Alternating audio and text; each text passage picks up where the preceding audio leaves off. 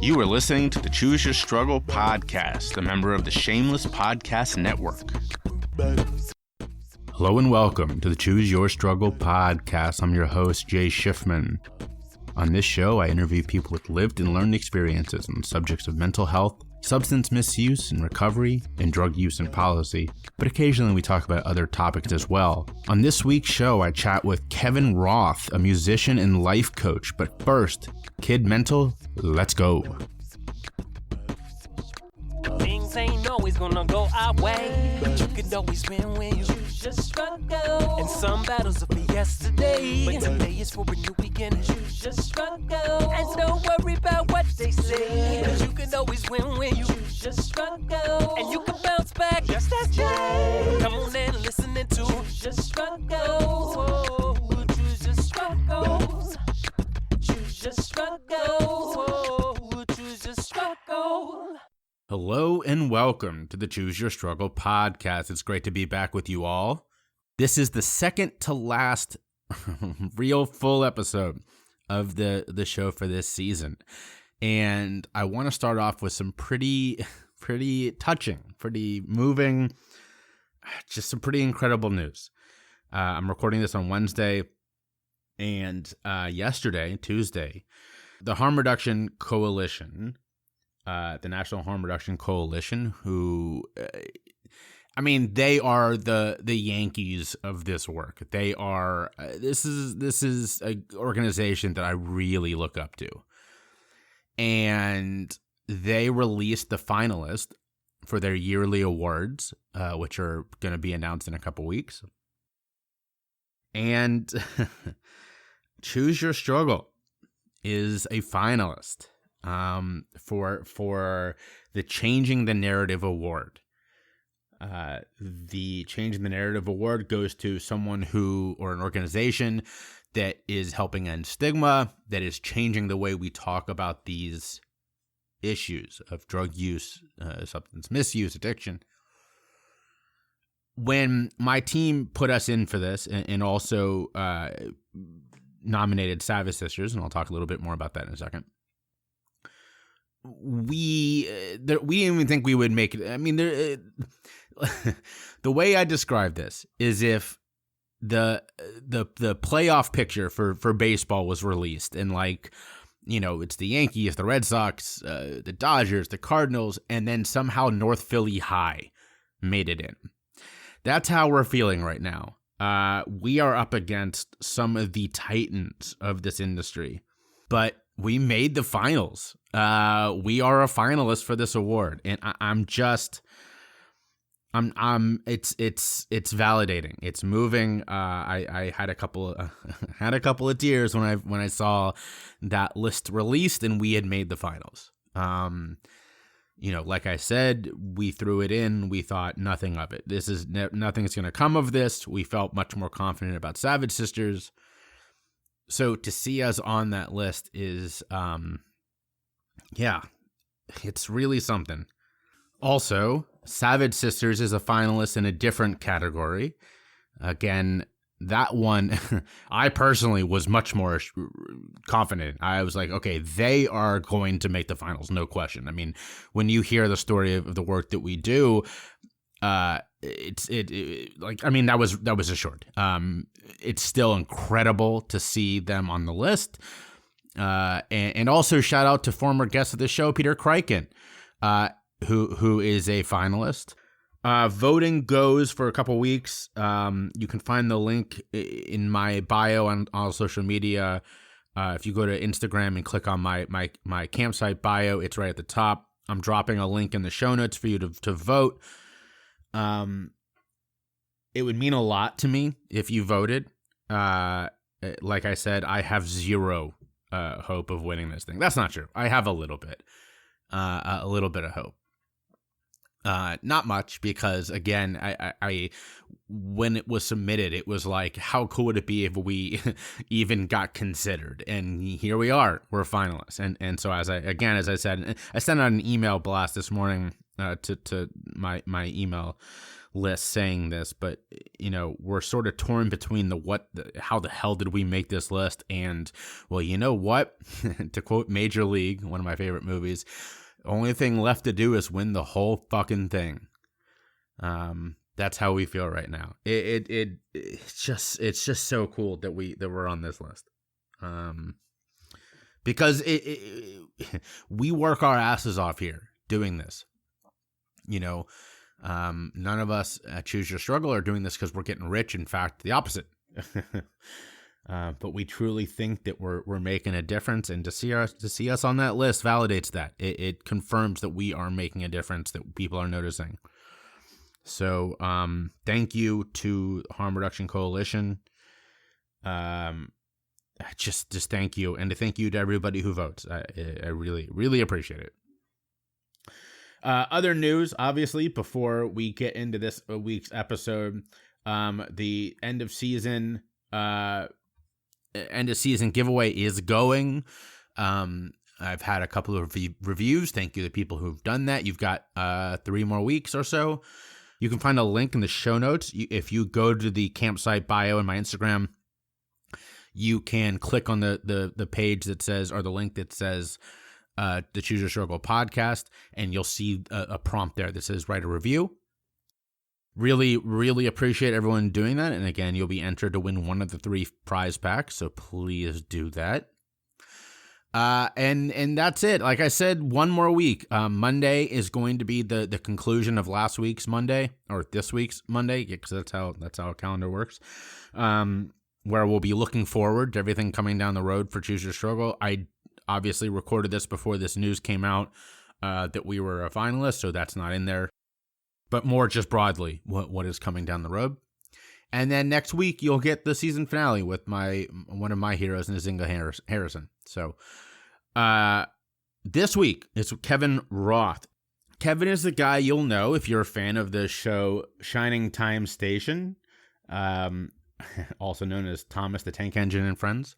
He has performed with some of the biggest names in music, including his people that you'll hear him talk about in this show, some people he really looks up to, heroes of his, Peter, Paul, and Mary.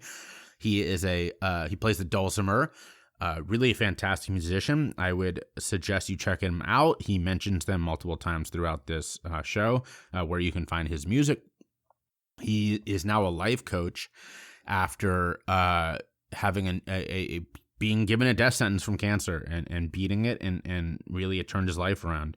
Not around. That makes it sound like his life was bad. It changed his life. That's a better way to put it. Put things in perspective for him.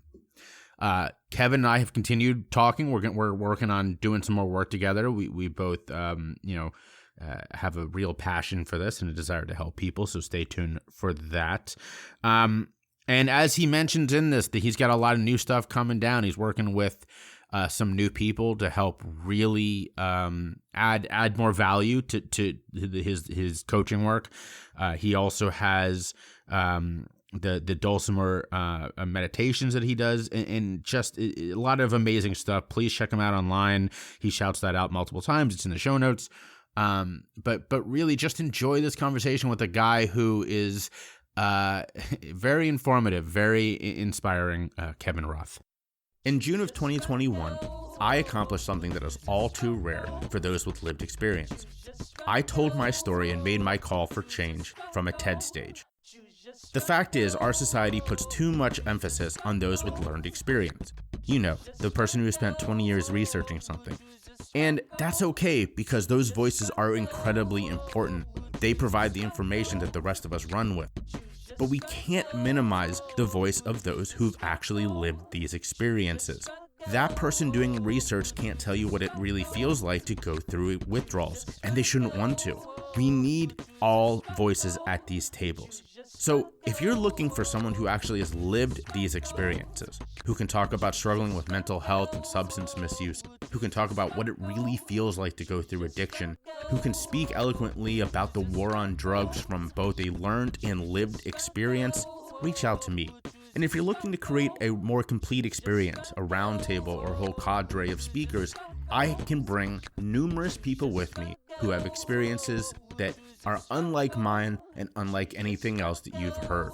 So reach out to me today and let's create a complete learning experience for your office, your club, your school, or anywhere else, because these voices need to be heard and these lessons can create change today.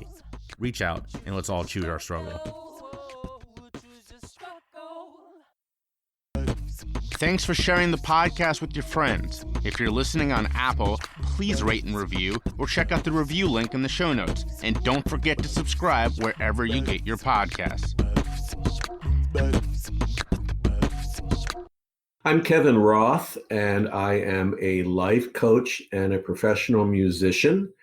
And all of my work can be found on kevinroth.org. And I'm here to talk today about finding your purpose in life and living stress-free. Great introduction. And you know, the beginning of the show, as I mentioned before we started recording, those of us who do work around mental health, substance misuse, all that kind of stuff, we don't fall into this. You know, our stories are a big reason why we do the work that we do. So if you wouldn't mind helping me and my listeners know, what brought you to do the work that you are doing today? I got into life coaching sort of in a way by accident. I'd had a very successful musical career from about 1974 as a Dulcimer player and a musician. And although I achieved what they call fame and fortune, I was never really happy. What happened is in 2015, late 15, early 16, out of the blue, I was diagnosed with stage 3 melanoma and given about 2 years to live. They got rid of the melanoma. It was only in 2 small spots, but they said there was a 70% chance it would return. So I had to get really busy trying to figure out if I was going to continue to live, what did I need to change? What was my purpose? What was I here for? Why? And come up with a game plan that I wanted to put into action, because I really didn't know, how much longer I had. Although my gut was that I was going to live, which I did, and the cancer never came back. But it really shook me up, and it completely changed my life. And one day someone said to me, you survived this like death sentence, and you moved from the Midwest to beautiful San Diego, and you're living your life as a bohemian artist and a life coach for people all over the world. You should really kind of teach this to other people, what you did to survive. And that's how I got into life coaching. So let's go back to that moment where you got that diagnosis. Talk us through, we see this in movies, we may know people, or we ourselves may get similar diagnosis, but what was that moment like? What was it? Was it the sort of head-on, truck that we see sort of in movies, or what was hearing that diagnosis? What did that feel like to you? Terrifying. It was a terrifying thing to hear. Oddly enough, my father had passed away a few years before, and I was waiting for the test results that hadn't come back. And I was looking at a picture of him and myself together on one of my little nightstands. And as if he was in the room, I heard him kind of say, "You're going to hear tomorrow, and it's going to be really, really bad news, but you're going to be okay, but it's going to be rough." So the next morning at 9 o'clock, the doctor called and said, "I've got really bad news, and we need to get you to an oncologist immediately." So I went and I freaked out, and it ended up sending me into a pretty heavy spiritual nosedive, to be honest with you. And a lot of strange things happened. It was a bizarre year. I ended up writing part of an album, a music album from the Deviant Dulcimerist about it. In the end, it was probably one of the best things that ever happened to me. So what was your treatment like, and how, I guess both, I mean that physically and mentally, how did you combat this physically? But then also you said you wrote an album, what else were you doing to preserve your mental health during this period? Well, the first thing I did was I got on Google and typed in melanoma, which was not particularly a great thing to do because there's a lot of wrong and negative information.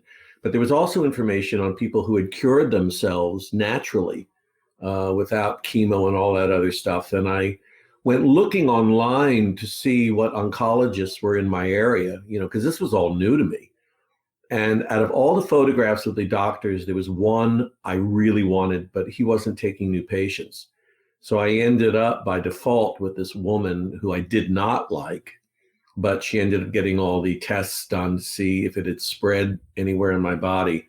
And as I was leaving, I saw his business card, the doctor I wanted, on the desk. And I said, I want to switch doctors. And they said, well, you can't. And I said, well, I'm not leaving until you do. So that's how I pushed my way in to see this doctor. And what's significant about that is I had interviewed 2 or 3 other oncologists, all who had told me they wanted to remove lymph nodes and fill me with kinds of medicine that I didn't feel my gut was right. And this guy was the only guy that said, there's really no cure for this. Let's, there's no cancer right now. It's been removed. Let's wait and see what happens. And that was amazing advice. And I ended up finding a guy online, Chris Beat Cancer, and he had information on natural eating and different things like that. And eventually I found a woman named Prudence Sinclair who had been diagnosed with stage 4 melanoma, given 2 months to live, and had sailed right through it with meditation and things like that. So I chose to go the natural route and sort of a spiritual route, in the sense that I learned to listen to my inner voice for guidance. I trusted my gut and went against what the doctors advised, except this one. So the let's go to that moment where you had to advocate for yourself to switch to this other doctor. This is something I talk about a lot in this show, specifically in mental health, because our system is, let's be honest, a bit broken, and advocating for yourself is really the only way that a lot of people are going to get the help they deserve. What was that moment like for you in terms of how did you fight? And you said you refused to leave, but did they give in? Did you have to really sort of push them? What was that moment like? Truth to tell, my understanding and my experience has taught me that everything is sort of laid out and destined.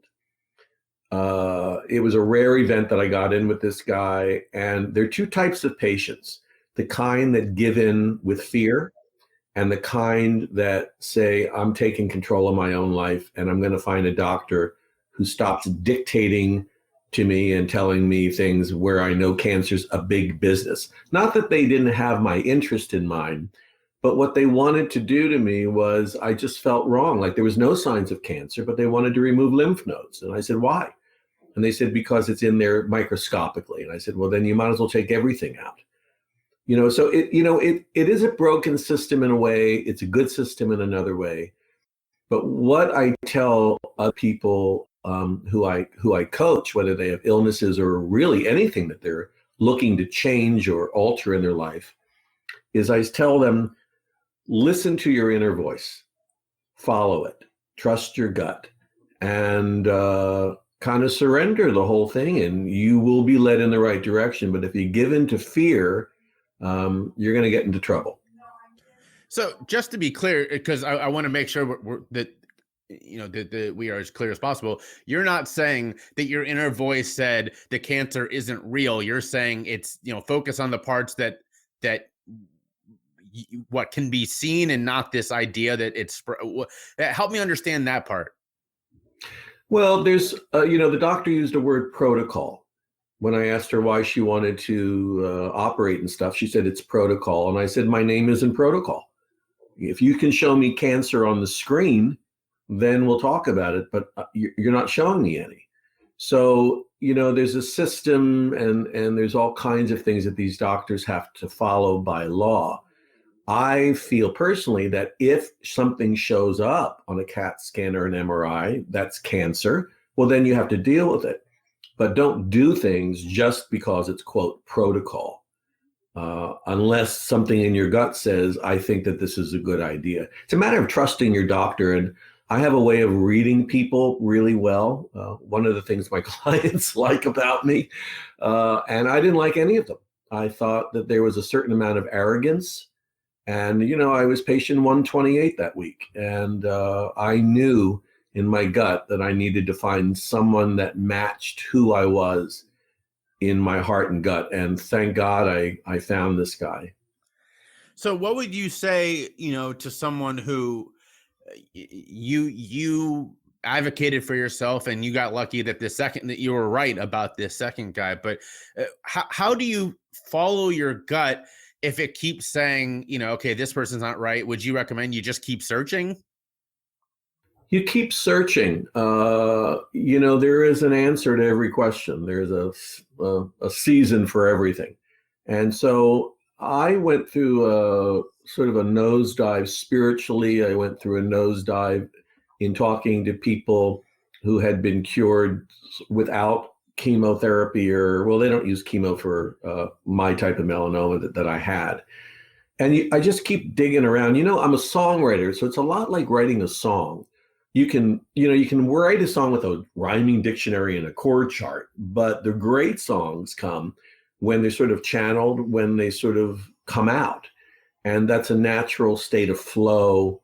It's like when you meet somebody and you say, I really like this person, and you become friends or you date them, and then you meet other people and you go, well, they're nice, but this is not, the chemistry isn't right. And that's what I followed. And I love that you brought up the songwriting. How cathartic was that for you? How cathartic was music for you during this period? Well, you wouldn't believe this. I had just moved to Kansas to work on a project, and I grew up on Peter, Paul, and Mary. And 2 weeks after I moved there, Peter and Paul had come to give a concert because Mary had passed away several years earlier. And I was friendly with them. So I went backstage. I had no idea about this cancer. And Paul, whose real name is Noel Paul Stuckey, he invited me to write a record album. So I was busy writing an album, and he wanted it to be somewhat spiritually based. So I finished writing it. I finished recording my part. And a week or two after I finished the record, all excited about, working with my mentor, I got the diagnosis. And I called him and I said, Noel, I said, my music career started with you and it looks like it's going to end with you. And I told him what was happening. And he said to me that he knew someone else who had cancer and was not in good shape with it. He said, but you're going to beat this thing. And he said it with a certainty that was really amazing. And he was so kind. I mean, he just spent all this money making a record, and his artist called him and said, well, I'm going to be dead in a year. Sorry about the tour, buddy. But everything kind of unfolded in a very subtle way. So the writing came just prior to that, almost like, hey, buddy, this is what you need to look at. And then I went into the experience. I looked at the songs, and the whole thing was just bizarre. It was a bizarre time. It was like falling down a rabbit hole. And when I got the diagnosis, I came home and it was just me and my dog. And I walked through the apartment and I said, don't worry, buddy, we'll get through this. And I didn't know who I was talking to for half a second until I realized that I had this inner Kevin. And I decided, the only thing that matters to me, if I only have a year or two left, is my music, my art, being with my dog, and I'm getting the hell out of Kansas. I'm going to go back to San Diego and live a bohemian lifestyle, whether I can afford it or not, whether they think it's a good idea or not, I'm done. So I went back to my doctor. It had been almost a year. And I said, I'm going to California. And he said, well, we should do this test and that test. And I said, well, if you find something, is there a cure? And he said, no. I said, well, then why do I want to do it? And he said, well, so that you can plan your life. I said, what life? Because this past year has not been a life. It's been like going to a hard school without any recesses. So I'd rather go to California. There's no signs of cancer, and wake up sick one day and find out I got 2 weeks to live and be done with this whole crap. I'm not living like this anymore. And he laughed and he said, I don't blame you. And he said, you'll know if you're sick. Go get a dermatologist out there, and I'm here if you need me. What a great thing, huh? That we should all be so lucky to have a doctor as caring as that and a friend as caring as Paul, aka Noel. That's very kind. Yeah, it's amazing. I'll tell you something really interesting. Yesterday, I was sitting at a stoplight. I was on my way to play a gig, and I was thinking, how did I survive this? There was a 70% chance of me dying.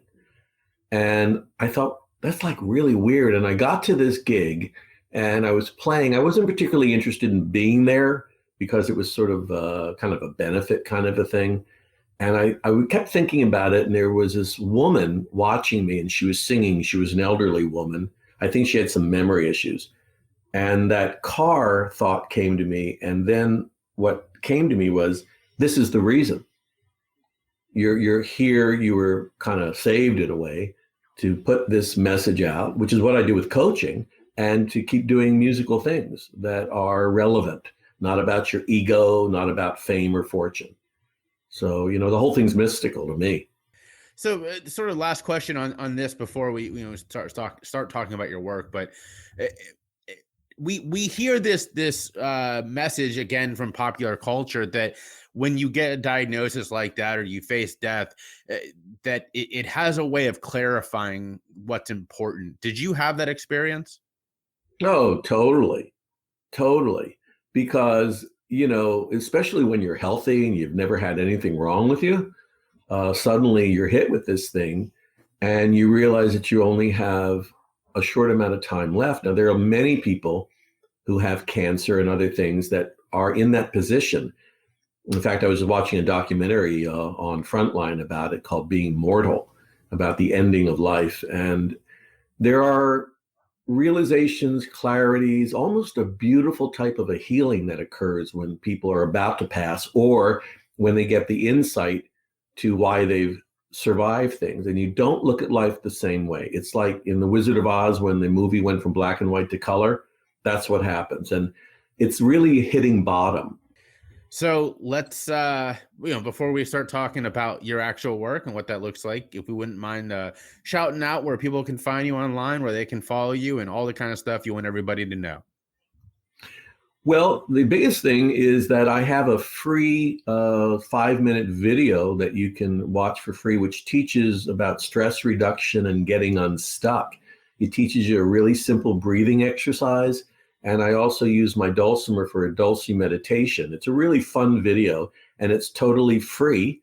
And it's sort of a giveaway. So you can go to Kevin Roth, like Roth IRA, kevinroth.org. And it'll take you right to the thing and just click on it and you'll get it. But the other thing I wanted to tell you is that you can also be changed by good things. Not all things are bad. I once got to solo during a Peter, Paul, and Mary concert. I was one of the only 2 people in the world that ever was invited on stage.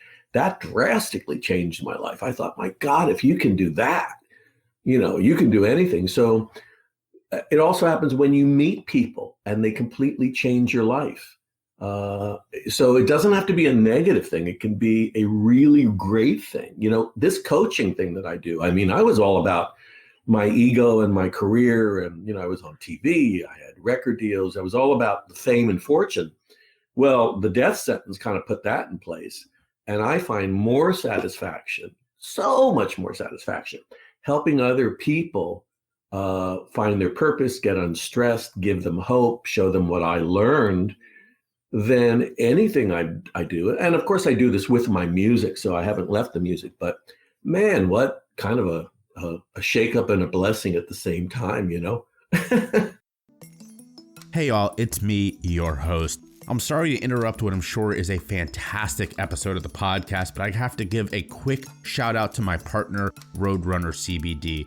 They have been working with me for a while now, and I just love their products. They have everything from tinctures to muscle gels, and all of them are fantastic. I rub the muscle gel on my legs before I run, and they keep me feeling pretty good, which is saying something. So check out Roadrunner today at their website, www.roadrunnercbd.com/ref, REF/CYS. Again, that's roadrunnercbd.com/ref/CYS, and use the code CYS at checkout to let them know that I sent you and get 10% off. Trust me, you're gonna love this. I've sent some of their products to a couple different people, and they've all become repeat customers. So check it out today, and don't forget to let them know that Choose Your Struggle sent you.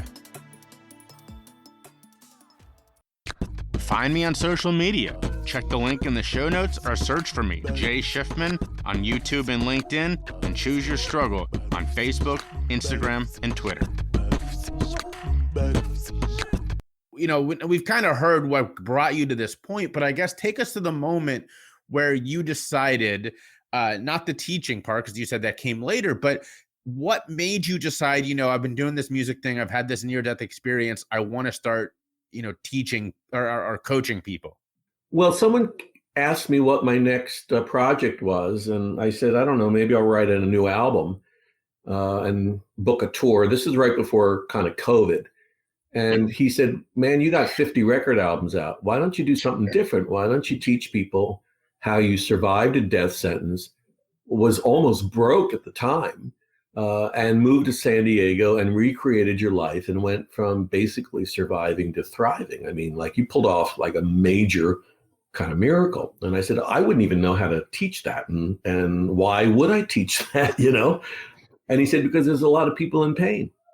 And there's a lot of people you can help. I mean, you've gone through an extraordinary experience. So I thought about it, and I thought, you know, what did I do? How did I actually get through all that hell, that abyss? And I thought, well, you know, one thing you did is you got really clear on what you wanted, what mattered, why, and you came up with a game plan. And you did not take no. You did what you did with the doctors. If you didn't like a doctor, you said, sorry, buddy, you're not for me. And you found one that worked. And you did the same thing when you moved from the Midwest to San Diego. And you said, you know, I don't care if I don't have any money. I don't care if I don't have a lot of work. I'm going there, man. You know, I want to wiggle my toes in the water in February in shorts with a margarita, you know. And then I thought, okay, so that's what you did, but how did you get there? And I thought, you know, what you did is you play the Dulcimer every morning. You kind of noodle and you space out. And you think about, well, what should I do? And you kind of get into this thing that's sort of like a trance, sort of like a meditation. It's nothing heavy. It's super easy. Anyone can do it, really, especially on a Dulcimer. And you start your day doing this thing, which eventually was coined Dulce meditation. And so I thought about it all, and I put some word out about kind of helping people, you know, get over anger or stress. And I put it on Facebook Dulcimer sites, and I got a couple clients, and I was amazed at how quickly their lives changed for the better. And then COVID hit and the world shut down. And again, you know, I started to get, because I wasn't quite making a living at this quite yet. So I was getting unemployment and all that other stuff that everyone was getting. But it gave me a year to really develop it and to reach out. I helped a lot of people get through their frustrations and fear with COVID. And it really resonated with me. And I really loved it. And I met the right people. And that's how I became a life coach. I'm very dedicated to the fact that I constantly study this stuff, the psychology and spiritualism and kind of that sort of thing. But I'm very, very result oriented. So I want to be sure that the people I work with are really dedicated to changing. And a lot of people say, you know, change is really hard, and it is true, but it's harder to stay in a negative space than it is to change.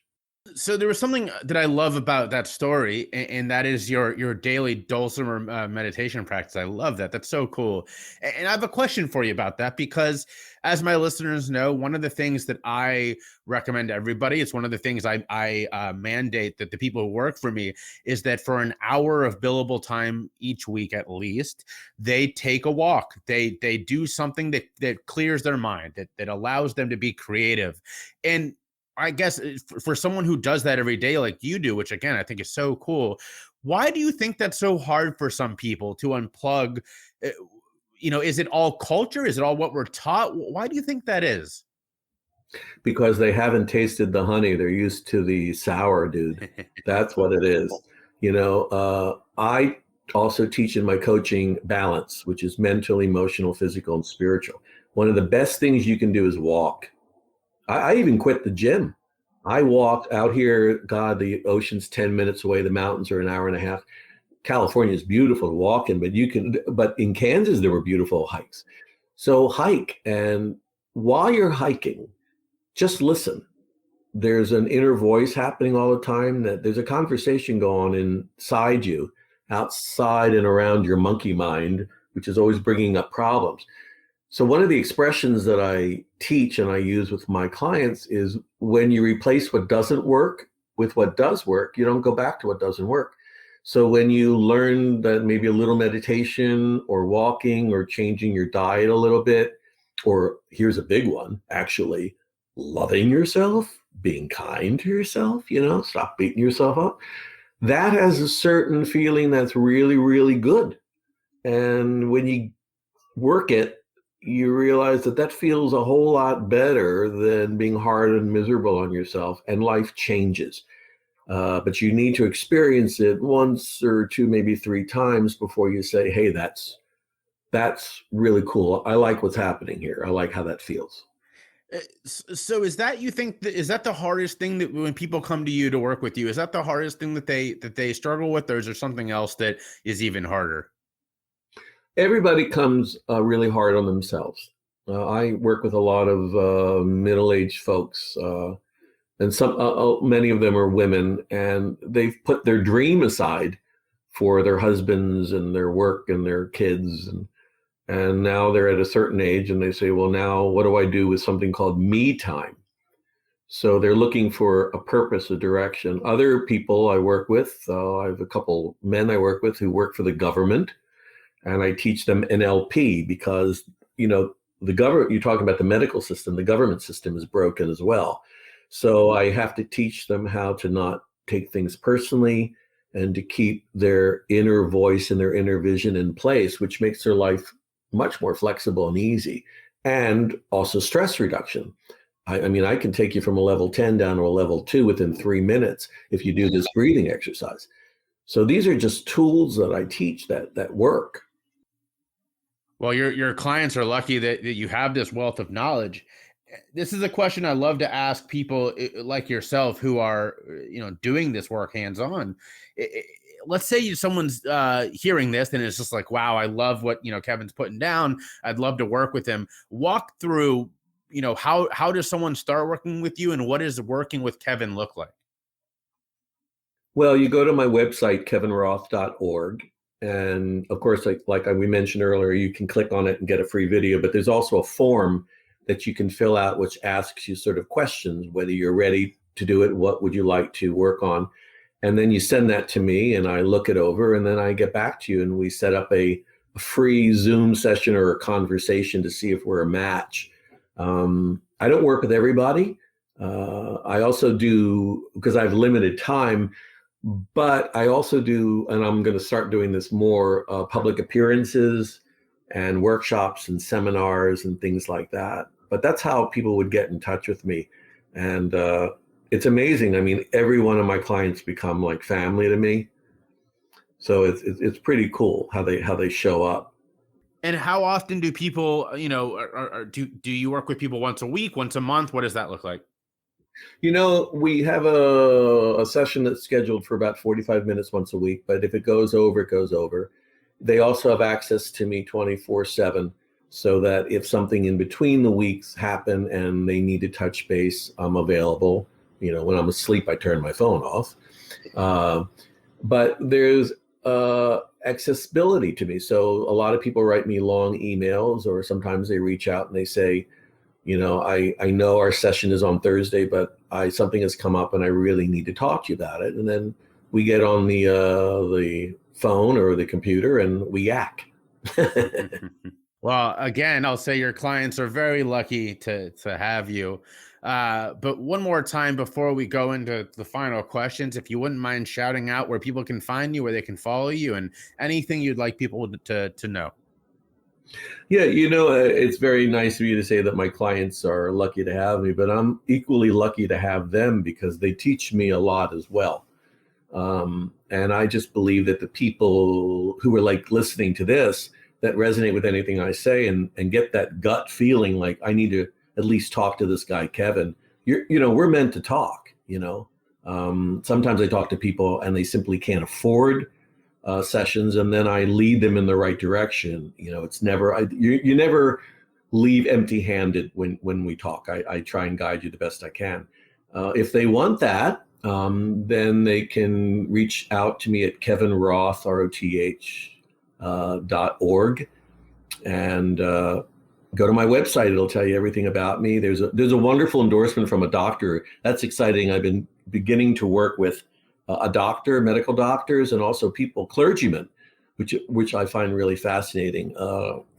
I've also worked with psychologists. So all the people that I used to go to for help, hey, you got a pill for this depression, or hey, can you talk to me about this? We're working together now, and I'm constantly learning from these people. So that's it's been kind of a very interesting ride, and going to get more interesting. I also, one last thing, I keep forgetting this, is I have a course online at teachable.com. So you go to www.kevinroth.teachable.com.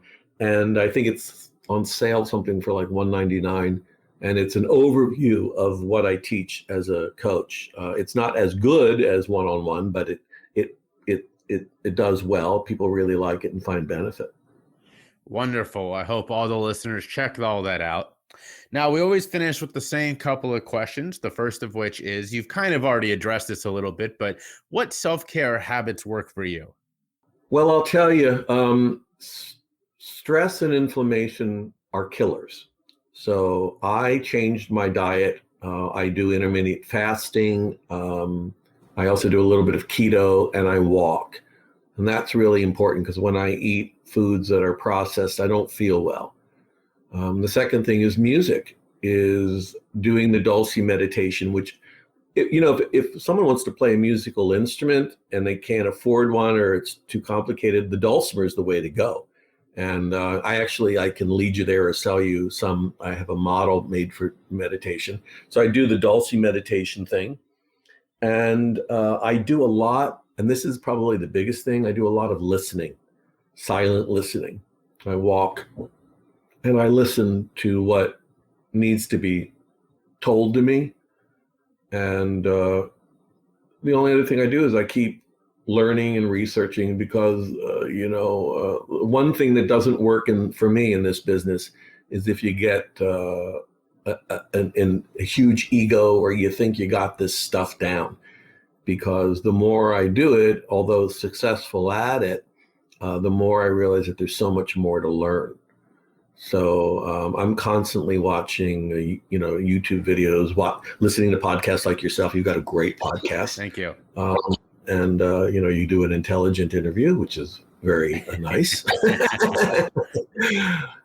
Howie, it's that's what I do, and I just take it a day at a time. And I think one thing I maybe should add to it is that I try and be kind to myself, because I'm always screwing up, but I don't bang my head into the wall anymore. I just lightly tap it and say, okay, let's try it again. Well, I love all that. Thank you for the kind words. I appreciate it. I do strive to have, as you say, an intelligent interview. And I think that that comes off in the conversation we're having right now. So that actually, the ending of what you said perfectly leads into the final question. And that is that we've now spent the last almost 35 minutes hearing why you're amazing, why we should be following all your work. But who are some people that you want to shout out? What are you listening to, watching, reading, anything like that you think that people should go check out?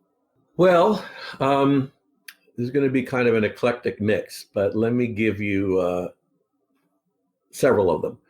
One is an Indian guru kind of teacher, which was revered by many, many people in many different religions. And his name is Ramana Maharshi. So I would check out his work. It's really fascinating. If that's a little too esoteric and out there for you, I would look into things that Deepak Chopra talks about. He has a really interesting idea about consciousness and what we're all here for. And that's one of the things that I also teach. And musically, believe it or not, I really love still listening to Peter, Paul, and Mary. And I like jazz, because jazz is very kind of thought-provoking, especially people like Thelonious Monk, who do really weird things, but it makes sense. And the reason I say that is it takes the ordinary and makes it sort of extraordinary. But the biggest thing I can tell you is really just kind of put out to the universe, what should I be watching? What should I be listening to? And usually things will show up. I love it. And as I joke on this show a lot, that I should have a gong for the first time anyone ever says a certain thing. And this was the first time that someone specifically just said, go listen to jazz, which I love. I personally, if I need a creative boost, I'll put on either Chick Corea or Miles Davis's Bitches Brew. I just think that is such an incredible album. Look, you and I could talk about music for a long time, but I am conscious of what we're here for. And Kevin, I really appreciate you taking the time to share your knowledge with your story. I mean, which is incredible, with my listeners, and I really appreciate all you're doing. Oh, thanks for having me, man. It was a real pleasure talking with you. The Choose Your Struggle podcast has been so lucky to have numerous truly change-making authors on this show. From Adi Jaffe to Emily Dufton, we have been blessed by hearing them speak, and now it's time to grab their works. Now, you could go to Amazon if you wanted to shop online, but let's be honest, that's not the right choice. So I'm going to invite you to head over to my partner, Bookshop. If you go to bookshop.org/shop/CYS, again, that's bookshop.org/shop/CYS, you're going to find all of your favorite books, and you're going to support the podcast in the process. But that's not even the best part. Bookshop has an incredible program that allows you to select your favorite mom and pop or neighborhood bookstore, and they will give them some of the proceeds from your order. Now, living here in Philly, that's been a really hard choice because we have fantastic bookstores all over, but I selected Harriet's, which is a truly wonderful Black-owned bookstore in Northern Philly. I love it. My wife loves it. We go there as much as we can. Honestly, why would you go anywhere else? So again, go check out Bookshop at bookshop.org/shop/CYS. You're going to find the book you're looking for. You're going to support your neighborhood bookstore, and you're going to support the podcast in the process. So check it out today and go ahead and buy that book you've been waiting for.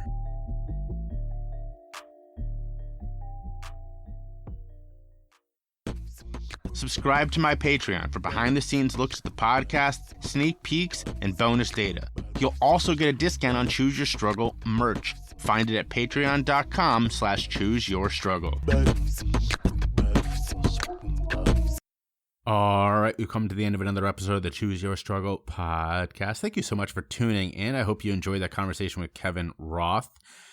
I love the way he talked about the reality of getting the diagnosis, because let me say it this way. I like setting people straight about how, we're misled by movies and TV that like the minute the person gets off the drugs, they're all better. And of course that's not true. And yet we've been sort of similarly misled about when you get a diagnosis like that. It's this instantaneous light bulb moment. I don't know. And Kevin was like, hell no, it was terrifying. I had all these emotions, and I just appreciated that. So, as I said on the intro, stay tuned. We're talking about doing some more work together, possibly a webinar in December. Obviously, I will announce that on social media and email and that kind of stuff. So that's the second time I've mentioned email today. If you are not signed up, go to either jayshifman.com or chooseyourstruggle.com and sign up for the email. It's that they go and come from the same place. So do that, and you'll stay up to date with everything, including Rock Bottom 4 coming up in a couple of weeks. I'll start promoting, hopefully by the day that this drops, Friday. I will have all the material I need to start promoting, so you'll see that then. All right, you may have heard me shuffling the cards as I was talking to you. Here they are. We're going to use the 54 Ways to Ease the Anxious Mind pack from Blurt. No special meaning, just going to use these cards. All right. Yes, wonderful card, and it perfectly fits in with the good egg today. Planned something to look forward to. That's perfect. Quick aside from this.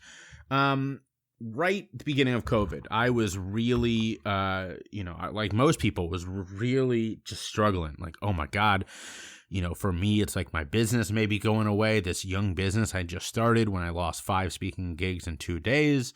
And I was talking to my therapist, and what was interesting, what we sort of figured out together was that the thing that hurt the most, this is so ridiculous. There's a game on PS4, my favorite game, called MLB The Show. It's your typical baseball game, and the 2021 it sucked. It just sucked. Some people really liked it because it was supposed to be like hyper realistic, but it wasn't fun to play in my opinion because of that. It was too hard. It took too long to get used to. It sucked. They kind of gave up on a lot of guys like me who've been playing for years and went after this new crowd who wanted a very realistic game. All of that's neither here nor there. The thing that was really interesting was that was the thing that was really upsetting me the most, because when all of that was happening, I was like, at least I have this thing to look forward to. Like, we're going to be locked down. This game came out in like late March of 2020 or April. Late March would make sense.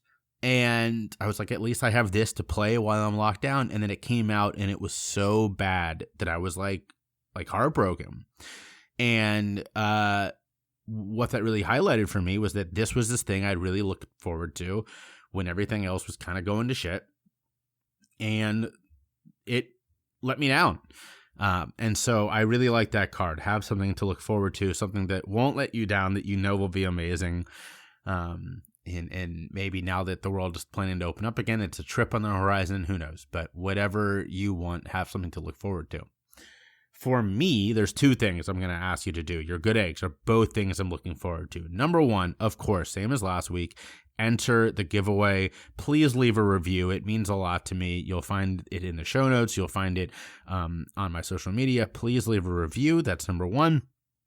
And of course, the other one, I've already mentioned this, but please do it. It really, I'm so touched. Please vote for me, for Savage Sisters and Peter Krykant. We're all finalists in the Home Production Coalition's awards. It really does mean a lot. I just to be a finalist means so much to me, and your vote would mean a lot to me. So please vote. Please leave a review. Those are your good eggs. But above all else, for the second to last time this year, be vulnerable, show your empathy, spread your love, and choose your struggle.